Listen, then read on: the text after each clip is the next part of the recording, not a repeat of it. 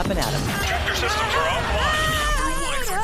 offline. We are Beyond FM. Beyond FM. The future of broadcasting is here. Up+Adam with Adam Montiel. It's community content from Concentrate. It's Up+Adam with Adam Montiel. Some say life is where it begins. Straight to the stars is where it ends. Yes, some say life is just where it begins. Straight to the stars is where it ends. Only to start again. Welcome back, and thank you so much for being Up+Adam. My name is Adam Montiel. All right, today, he is an independent artist with millions of followers, viral music videos, a cinematic social media universe, and a fan base so invested, they're now copying his editing style across the internet. Today on Up+Adam, I sit down with Phineas Peters, better known as Citizen the Artist. The singer, the songwriter, the producer, the filmmaker, social media architect who's quietly building one of the most fascinating creator-driven music brands in the country. Like, no doubt. And he's doing it from here, San Luis Obispo. Like, what? From his massive hit Time, which was more than a hit song, it was a trend, to his no-label, just me philosophy. This is a chat about what it looks like to build an artistic empire without waiting for permission. And making this even more full circle, I am so stoked because he lives in SLO, and I'm excited because joining him is Grace Bennett, my former Up+Adam intern, who has just got so much talent in her little frame. She is just awesome. I remember really liking her when she was on the show, learned a lot from her, and I hope she learned a little from me as well. And she's now become not only a huge part of the creative engine behind Citizen the Artist, but also the love story at the center of so many of these viral videos. We'll talk about social media strategy, storytelling, music, visual effects, internet culture, modern independent artistry, and what happens when your creative world gets big enough that the internet starts imitating you back. Like, what? This one's really a thoughtful, really fun, really honest, and kind of a mind-blowing chat. I'm excited to bring it to you. Citizen the Artist and Grace Bennett today on Up+Adam. All right, before we get into our chat with Citizen the Artist and Grace Bennett, I want to tell you about my friends at the Mountain Air. You know, in a place like SLO, retail, it's not easy to do it here. It's full-time work is not even easy to find it here. So you open up a retail shop and you've been doing it great for over 50 years. That is something. The Mountain Air has been doing it right since 1975. Right there on Marsh Street, that's where you'll find them. And they've helped generations of locals get outside at all skill levels, hiking, camping, climbing, heading to the snow, whatever it is. And I love that it's so local, owned by Josh and Lindsay Herring. Great people, a great couple. I think it's cool that we're talking to a couple that works together today on the show, and we're telling you about this couple that works together here at the Mountain Air. And you feel that when you walk in. It's not overwhelming. It's not transactional. It's just dialed in. And it feels wildly different than when you walk into, say, like REI or one of these big, shops. Keep it local, shop local, check out the Mountain Air. Maybe you want to go camping and you're looking for a new Patagonia fit. There you go. Or maybe you're like, hey, I'd love a Yeti cooler and I want to rent one for a camping trip we're doing. Boom, there you go. They also got their sister shop called The Switchback. A couple doors down, buy and sell used gear. Maybe you're getting into a new hobby, or maybe you're getting out of a hobby. You want to get rid of some stuff. Check out theswitchback.com and check out themountainair.com. And when you go in, when you follow them on Insta, I would love if you would tell them that you heard them on Up+Adam, because not only are they keeping not only are they keeping it local with who they serve, but they're keeping it local with the dollars that they earn, supporting new media like Up+Adam. So I definitely love my friends at the Mountain Air and themountainair.com. It's Up+Adam with Adam Montiel. All right, today's guest, one of the most interesting independent artists I've come across in a long, long time. Phineas Peters, better known to the world as Citizen the Artist, has built a massive online following through a combo of music, cinematic storytelling, visual effects, and some of the most thoughtful social media strategy I've seen from a modern creator. His videos, they're not just going viral, like they're starting trends with fans now creating his editing style and using his music across the internet. And joining him, someone very familiar to me, my former Up+Adam intern, Grace Bennett. Mounds of talent in this young woman, and she's become a huge part of the creative world and storytelling inside this entire project behind Citizen the Artist. So we're going to talk about building a career without a label, the art of internet storytelling, the time trend, music, filmmaking, and what it really takes to build something this big, literally from the ground up. And they're doing it from slow. Please welcome Citizen the Artist and Grace Bennett. Thank you both for being Up+Adam. Cheers. Yeah. This is fun. I'm a fan of the music. I've been a fan of Grace ever since she was my intern on the morning show.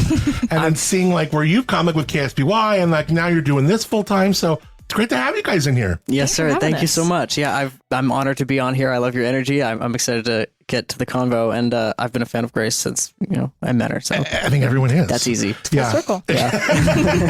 So we have that in common. Right. Yeah, absolutely. How long have you guys been a thing? A little more than 4 years. 4 years last March. Yeah. And what I love, and we're going to get into all the aspects of the music, but there's all, I interviewed this one dude, I forgot his name, but he's part of these like, these like small phone dramas that have become huge.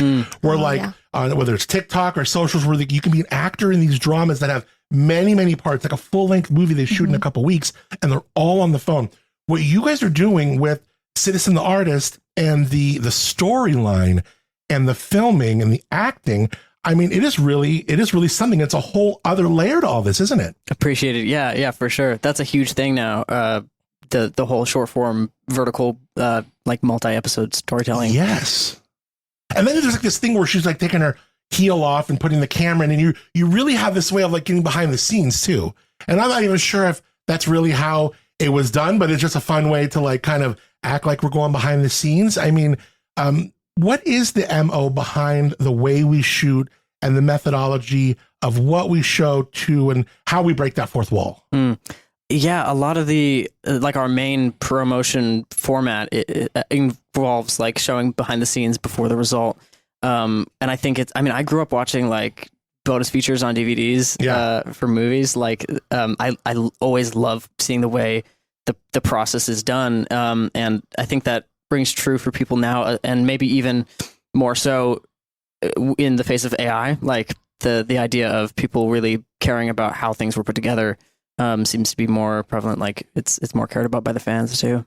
To be an artist that's successful, independent, any kind of artist really, independent for sure, it's tough.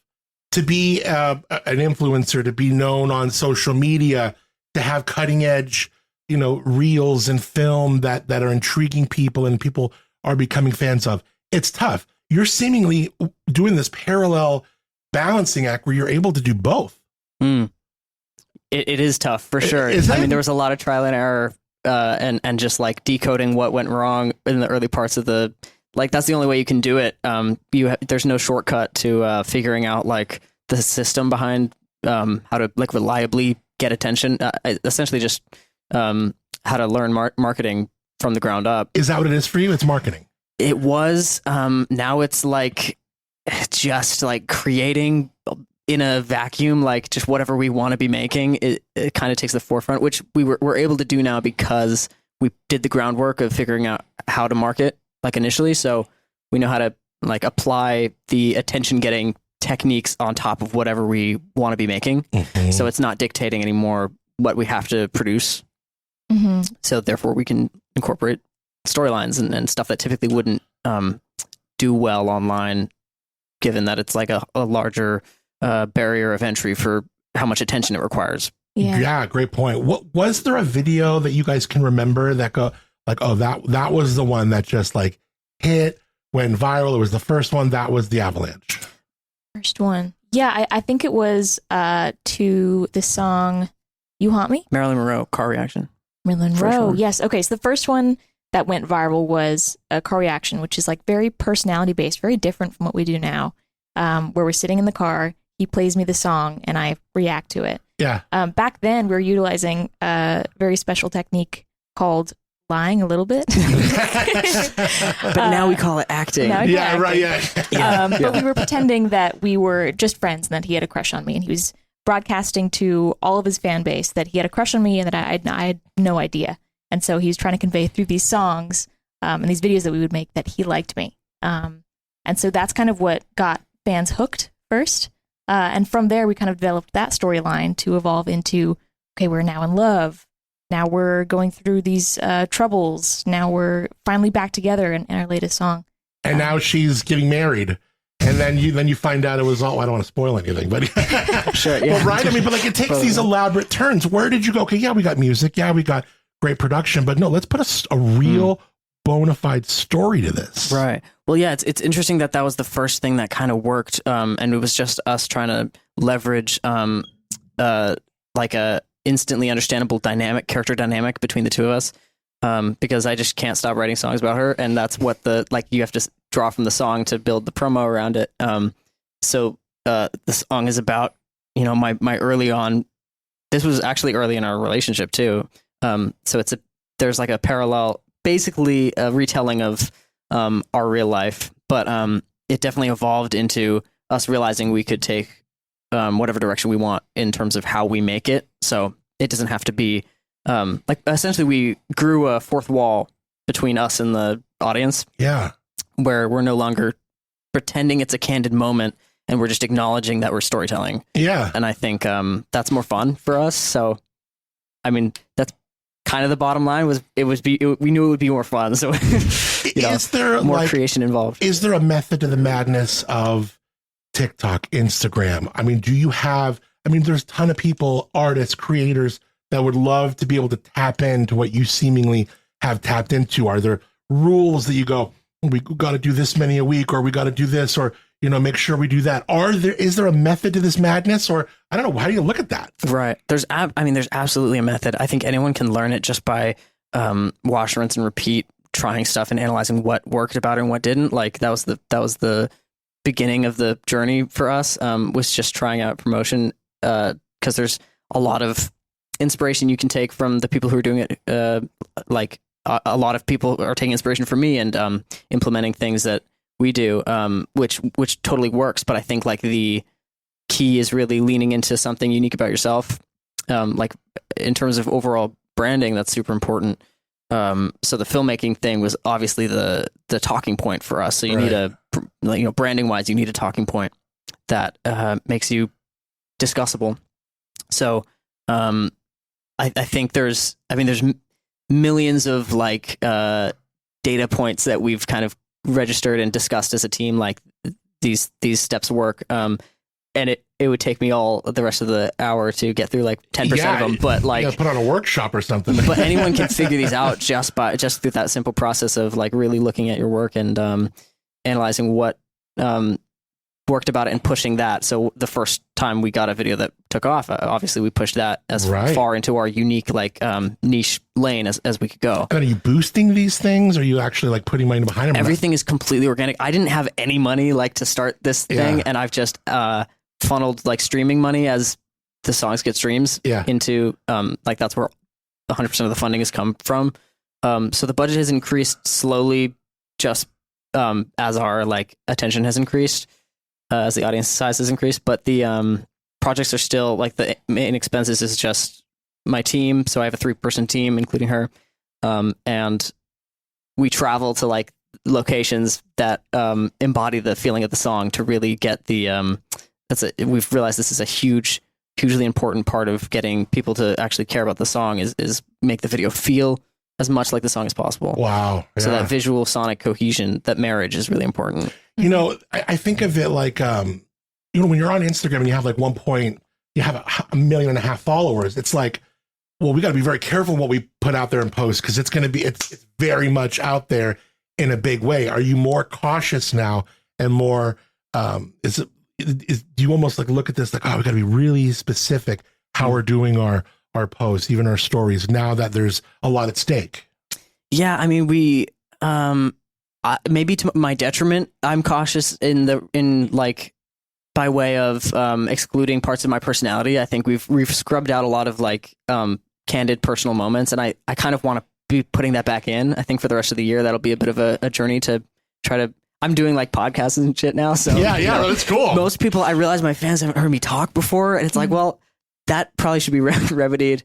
But it does get a little like scary at that point, because it's like we got to step carefully, and we really did crack the code on how to reliably like have every video get attention. We realized we could just stop making the videos that don't get attention. So we, have filtered those out, maybe to our detriment. I'm not sure yet. When you go into the comments and you start reading about the stuff they say about Grace, like she's this like, oh my gosh, she's, this, like people are really into her performances, and whether it's the two of you, they just love the chemistry, the one where you guys are in front of the mission and there's like this happy ending. Like people get really invested in like the two of you and in the performances. Yeah, they do. Yeah, lots of people trying to claim me in the comments. And that's something that, again, we want to try to grow this year, is that people don't really know who we are, how long we've been together. They don't. What purpose I serve in this whole operation besides acting in the videos. And so, it makes the whole brand more likable, I think, to know that there is a really small team behind this. We're working out of his living room every day. We've been doing it that way for the whole time, for the past 2 years. There is some intrigue when there is that mystery there too. You're like, what does she, who is she? I mean, I've even tried Googling like and sometimes the internet doesn't even quite know your role in all this, and it's so interesting and I would like tag you in some of these trends. We'll talk about this in a second, but I'm not even sure a lot of the fans like, know your Insta or like know like how to connect you to it. It's interesting. It's a daunting thing. It's my own sort of actor Instagram is something that I just started very recently. Okay. But it's very daunting to try to post stuff on there and be active on there, because compared to this entire 1.3 million fan base that we've grown, it's like I don't know, the first step to developing my own niche and posting about that. And you definitely do, though. I mean, obviously you have the she's a huge part of creating these videos for my page, but it is a different beast to be like we've been discussing what she could be putting up on her personal account, because we want to do like a less polished line of videos that show our personality a bit more. Let's talk about the music, because part of all this stuff, the music is a huge part of it. It's the anchor of it. And you're writing, doing everything from singing to rapping, all kinds of stuff. Where did how did you get kind of inspired? Who were the folks that you listened to growing up? And where do you have time to create all this music? Yeah, I barely do. And I'm honestly like surprised that I make songs still. Like it feels, it's like, it's both been my whole life. I can look back and connect the dots and see where my inspiration came from, but it still blindsided me, because my entire childhood I was really invested in doing film. And through that I was like learning how to mix and master so I could do soundtracks for the films we were making as kids, and do the dialogue mixes, because I really wanted the dialogue to sound professional, get that extra layer, because it's like 50% of the experience of watching a movie is sonics. So through that I just had the skill set to make songs if I wanted to, and I realized that I like secretly have wanted to my whole life. Yeah. Then you found out you could sing. Yeah, well, so I grew up doing theater, so like, oh, perfect. And I was in like choir for a couple of years, so just tangentially had some experience there. But that became a thing that I've just started practicing heavily, because I got really invested in the songwriting process. So I was recording multiple hours every day before this whole promo took over my schedule. So now I have a lot less time to do the music. But it's really interesting hearing him breaking down the songs themselves. If he opens up the audio file project on his computer and you look at all of the vocal stems and the instrumental, it's so interesting to see how he breaks all of that down, because he approaches it from such an analytical, scientific perspective. Like, your brain likes this sound because of this, this, and this. Yeah. A lot of people, they approach it from more just an artistic, intrinsic level. That's how I listen to music. Sure. If I like it, then I like it. But he knows exactly why you like it. And a lot of the time during the creation process, I'm using like my third ear, I suppose, artistic instinct to make the decisions. And then when asked about them, I can register what the underlying like decision making comes down to. And I'm really big on intentionality for everything. This is like huge for the video side as well. Just every single decision is a chance for telling the story further. So I don't let anything be arbitrary if possible. I love this idea where you came from cinematography and even visual effects, and you're very plain, full stop. There is no AI that we're using here, but you obviously have been leading the way with your talent and what you've known for years and years about visual effects in video. Right. I mean, I have a deep love for the way things have been done in film on the visual effects side, and it's funny to see the discourse really shift around it, because it was honestly an insult for a while to be like, you used CGI. And now it's like, oh, you used CGI. Damn, you spent hours and hours making this. Yeah. It's applauded now, which was like an overnight shift in the like VFX community. Thank you, Transformers. Yeah, or right. something. I don't know. Right. Yeah. I mean, so there's so many, like, movies are even marketing themselves to not have. This has been a thing for the last few years. Like, no CGI was used in our movie. No green screen. We really flew these airplanes for real. Yeah. Even though this would happen for films that heavily use visual effects anyway, and just to get away from the people just love the idea of it being done practically. But I think a similar. It's an interesting shift for sure to see. Was that the question? I think I'm actually going to like pull up some of these videos, because some of them are just, they're so cool. And I love when you do break the fourth wall and you do that thing, but like where I'm trying to find it. I don't know if it's this one where like that's the heel one where she goes and puts the camera in. But like when you're like the paper airplane becomes like this camera, like this drone almost that goes over the car. It's just like so sick. It's like super big market, legit cinematography. Right. I mean, it's so much fun to pull that off. And there's so many hidden effects. Like, you can obviously tell, since you brought that up as an example, you can tell there's some visual effect trickery happening. Yeah, this is one where you act like you're putting a GoPro on an airplane, which is so like something we would all think of doing. Right. And then it just creates this incredible little nugget. You know what I mean? Yeah. And the flock of birds is digitally added. Yeah. The hand in the first shot, the hand throwing the paper airplane, we were in Miami for that shoot, and there's not a building that tall in that area. So we went to the top of the Cal Poly parking structure and made a paper airplane and filmed ourselves throwing it off of that. Yeah. And then cut that image out, comped it onto an image of a drone shot from Miami at that height. So the first shot in that video is actually like really effects heavy, and then the second shot is like mostly done practically. Right. Which is funny.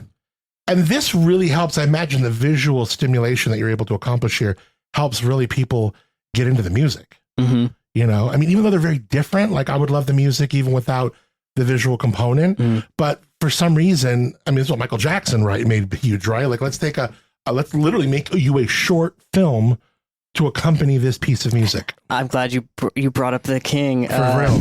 I mean, I think there's, I say this very humbly, I think there's shoes to be filled there. Like he opened a door for sure with that combination of mediums that I think hasn't been explored fully yet, just because it's like there's a huge barrier of entry creatively. But I happen to have the background and the passion for both mediums. Cool. So I really want to explore that more and more. I think we're like scratching the surface of what could be done. How old are you? 23. I had to think for a second. What are you now, Grace? 22, about to turn 23. Yeah. Let's talk. I want to talk this trend, because this trend was wild, and that was the Time song. They all seem to do pretty good. They all seem to do really good, right? Like you must be happy with all of them. But I remember tagging Grace in these videos where like now you're seeing other people use this music and creating not just fun videos using your music, because that would be good enough. And any musician would love to have people sample their audio for their video. But they're like taking that whole like, boomerang thing, or like that whole thing with the whole music. And this hook has become huge. For sure. Yeah, tell me about it. Okay, I'm locked in. Yeah, this is super interesting.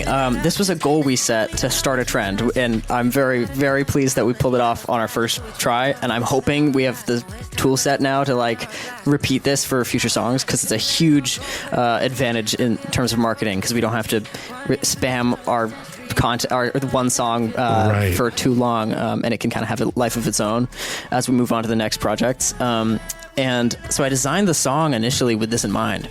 I kind of get this circular sort of inspiration around the sonics and the visuals. Like, often I'll make songs because I have a visually, I'm inspired to do something visually. So this back and forward reverse edit was something I had in mind when I conceived of let's do a song about time and about wanting to stay in a frozen moment, essentially, because I wanted to do a bunch of promo based around situations where one moment freezes.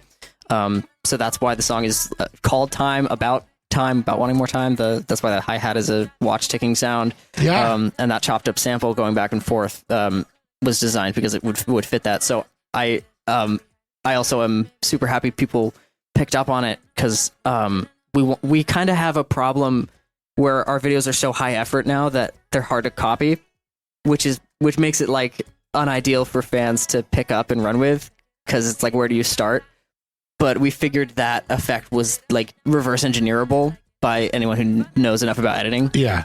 So CapCut's got to give you like a template that they could just like it just does. Like, wouldn't that be rad? Yeah. Yeah. Some people have made like templates in CapCut for other people to use. So I share those and be like, so that it's like super easy for people to jump on, because it has to be easy enough. Yeah, it's got to be accessible. Yeah, it has to be accessible enough. Yeah. Do you ever the first time you saw someone do that, or like Grace, maybe you saw first, you like, go, oh my God, babe, look at this. That must feel so cool. It's crazy. Yeah, I mean, there's usually like one or two videos per song, but this was the first time we pushed it and tried to give them a very clear example of how to do it. Yeah. We also built on the example of something else that he did when he was making the song. Was he opened up a Pinterest page and filled it with a bunch of images of cool cars and motorcycles and like Miami at night. It's meant to be like sexy and fast. Yeah.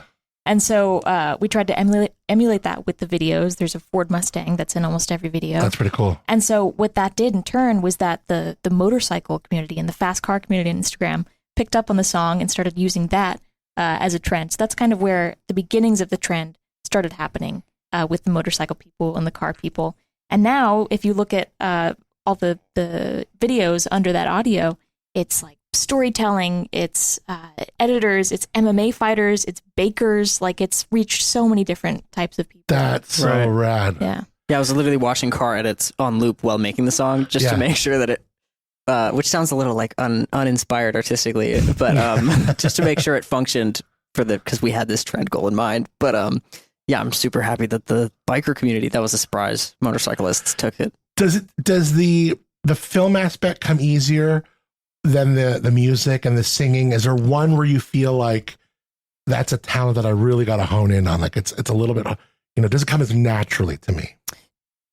Well, just based on like practice hours, I have spent so much of my life filming things that's like, I can do that in my sleep. And now it also equipped me with a mentality and just an ability to kind of self-teach myself things. So this is like, I guess I had the same approach to cinematography as I did for music. So now I've, over the last few years, tried to make up for it as much as possible by logging the writing and recording hours as well. But I'm excited to see where I'll be when I have the same hours logged for music as I do for film, because I'm sure I'll just be more comfortable at that point. Now, most independent artists, you want that, everybody wants like, oh, I want attention from a label. This is like the greatest thing.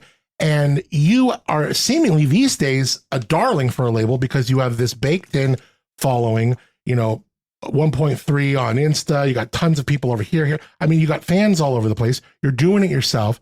I'm sure there's been label interest, but you still, almost like in this rebellious way, you are determined, at least for now, tell me if I'm off on something, to stay independent. For sure.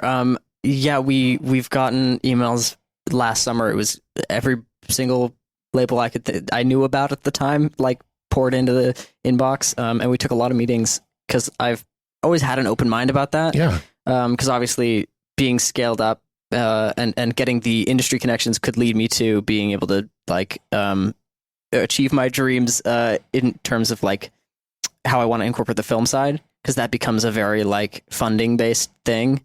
But the not that we've gotten so comfortable as a team in our process now that it's really not necessary to be backed by anyone or increase the budget any further than just what's out of my pocket. And I mean, maybe the right deal exists in the like ether, but hasn't been presented yet. It has not been presented yet. And it seemed like from the little that I'm learning now and like know about you, it would seem like you would need to retain a lot of this creativity, this freedom of creativity, especially when it comes to like videography and all that. Like you would seemingly really need to be, ahead of that, because that's it's another talent of yours, and it's another like cornerstone of this brand. Right. I mean, it's the one thing I want to increase in terms of productivity is just like the speed of output, which I mean, to a degree, I'm happy that I'm kind of setting an example of you don't need tons, like excessive quantity to be able to get attention in this day and age. But I think the first thing to target in terms of improvement for the next like year is seeing how we can cut down on my time being spread across doing VFX and doing too much editing and stuff. So I need more time to make songs, because we just need to put more songs out per year. So it's like finding another editor you can trust, or someone you can bring under your wing and say, hey, this is the eye, this is the lens that I'm looking for, and I got to have someone. Yeah, I totally get it. But at the same time, it's hard to outsource stuff like that, because our creative process is so built around our friendship. Like we've all been friends for years and years. So, and we've just been creating for that whole time as well. So we're so comfortable. We'll find someone to expand the team at some point, maybe, but they'll have to like be a good dear friend of us to fully function. Yeah. So even if we had a huge label deal, I don't know what would increase speed wise, because it would still have to be us heading everything on the production side. Yeah. Another thing that wouldn't work with the label side of things is that the whole brand is so unconventional. The way we've built all of this is so unconventional. This is kind of like an untapped territory in music and music marketing, because it's the age of social media, and it's the age where you can be an independent artist because you have social media as a tool. So true. We could get somewhere big by a label putting us on the top 100 playlist on Spotify, or putting us on Billboard. That's one way to get there, but there are all these new avenues that we're just now discovering for independent artists to blow up just as big or even bigger than people who are with labels, and to retain their independency by doing so. I mean, I know my aspect of radio, but does someone in your case, do you even care if radio plays your song? Do you care if Kiss FM plays your song? Or I mean, from a business side, it's not. It doesn't return too much on the like financial side. I'm like honored at the idea that my songs are randomly played live throughout the world, and I check in every once in a while to see what the numbers are. It's not something I'm chasing though for a business side, like trying to push.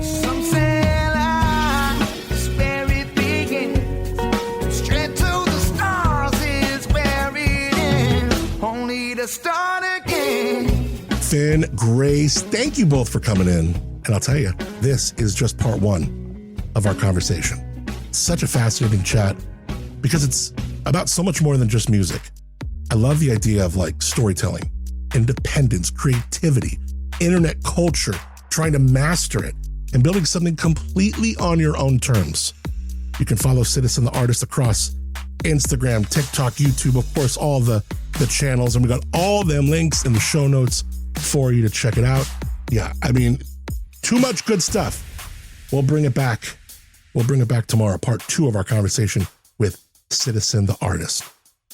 All right, before we get out of here, quick PSA for anyone who says, I don't like to go downtown slow because the parking sucks. Cool. Yeah, we fixed it. Parking in the new Cultural Arts District parking structure at Napomo and Palm, you can park for free there if you head to La Esquina, Mama's Meatball, or Mistura, because they will validate your parking for 2 hours free. That's right, free downtown slow parking.